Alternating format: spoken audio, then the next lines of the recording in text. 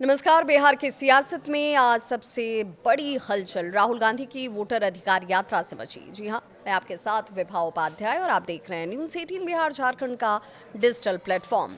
बारिश के बीच राहुल गांधी ने सीधे चुनाव आयोग को ही घेरा और जिस तरीके से वोट चोरी का आरोप उनकी तरफ से बार बार लगाया जा रहा है, उसे लेकर एक बार फिर से बयान उनका सामने आ गया। उन्होंने साफ कहा कि जब INDIA गठबंधन की सरकार बनेगी तो चुनाव आयुक्तों पर कार्रवाई की जाएगी।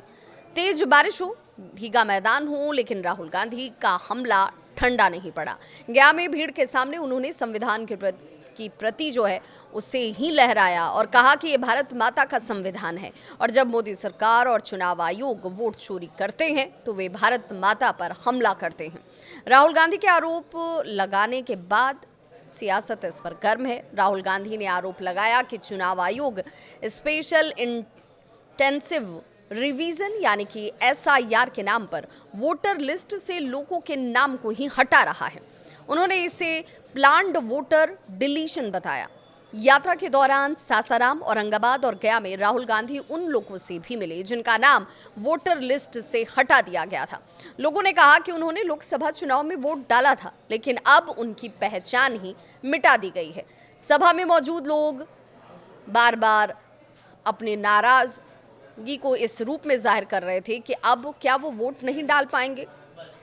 राहुल गांधी ने कहा कि चोरी इनकी पकड़ी गई है, लेकिन हलफनामा मुझसे मांगा जा रहा है। अब पूरा देश चुनाव आयोग से हलफनामा मांगेगा। इस यात्रा में RJD नेता तेजस्वी यादव, CPI-ML महासचिव दीपंकर भट्टाचार्य और VIP प्रमुख मुकेश सहनी भी शामिल रहे। राहुल और तेजस्वी ने देव सूर्य मंदिर में पूजा अर्चना भी की। महागठबंधन इस यात्रा को लोकतंत्र की रक्षा की मुहिम बता रहा है। राहुल गांधी ने सीधे चुनाव आयोग को चेतावनी दी। आज आपके ऊपर मोदी सरकार की छाया है, लेकिन कल जब INDIA गठबंधन की सरकार बनेगी तो तीनों चुनाव आयुक्तों से जवाब तलब किया जाएगा। उन्होंने कहा कि मैं जो कहता हूं वो करता हूं। राहुल गांधी की वोटर अधिकार यात्रा ने बिहार की राजनीति को गरमा दिया है। एक तरफ कांग्रेस और महागठबंधन इसे वोटिंग अधिकार बचाने की लड़ाई बता रहे हैं, तो दूसरी तरफ भाजपा और NDA इसे महज राजनीतिक ड्रामा करार दे रहे हैं। लेकिन साफ है कि राहुल गांधी अब वोट चोरी के मुद्दे को लेकर देशव्यापी आंदोलन की तैयारी कर चुके हैं। तो राहुल गांधी ने बिहार की धरती से चुनाव आयोग और मोदी सरकार को खुली चुनौती भी दी।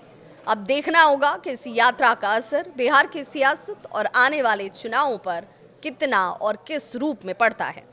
आपकी क्या है राय? आप अपनी राय जरूर साझा करें।